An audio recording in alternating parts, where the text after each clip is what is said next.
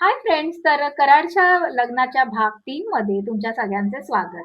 आधीच्या 2 भागांमध्ये तुम्ही आमचा प्रवास बघितलाच आहे. सो आज आहे समृद्धीची हळद आणि विधी. सो हा आहे समृद्धीचा हळदीचा लूक. हळदीचा लूक थोडासा वेगळा आहे. कारण की नॉर्मली ज्या ब्राइड्स असतात त्या सगळ्या फ्लॉवर ज्वेलरी वेअर करतात. पण इथे समृद्धीनी शेलची ज्वेलरी वेअर केलेली आहे. तिला हेअर एक्सेसरीज सुद्धा आम्ही शेलची यूज केलेली आहे. सो हा थोडा वेगळा हटके लूक तुम्हाला कसा वाटला हे मला नक्कीच कमेंट करून सांगा. आणि हा लूक क्रिएट करताना मलाही खूप मजा आली आणि खूप मस्त वाटलं. मध्ये मला थोडासा वेळ मिळाला तर मी तिच्या विधीच्या साडीला प्रॉपर इथे प्री प्लेटिंग करून घेतली. कारण की विधीच्या लूकला आपल्याकडे वेळ नसतो आणि नातेवाईकांकडे सुद्धा नसतो. तर इथे मी तो करून घेतलेला आहे आणि माझी ब्राईड हळद करून आल्यानंतर इथे बसलेली आहे प्रॉपर हेअर वॉश करून. आणि हा लूक तिला कसा वाटला विधीचा हे आपण तिच्याकडूनच जाणून घेऊया, स्पेशली आय मेकअप. वाव, किती छान लुक केलाय तुम्ही. हा खूप मस्त झालाय ताई. Thank you so much. खूप मस्त केलाय.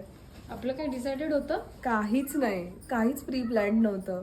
फक्त इथे येऊन तुम्ही खूप छान लुक क्रिएट केला. थँक्यू. फक्त आपली हेअरस्टाईल डिसाइडेड होती. हो, थँक्यू सो मच.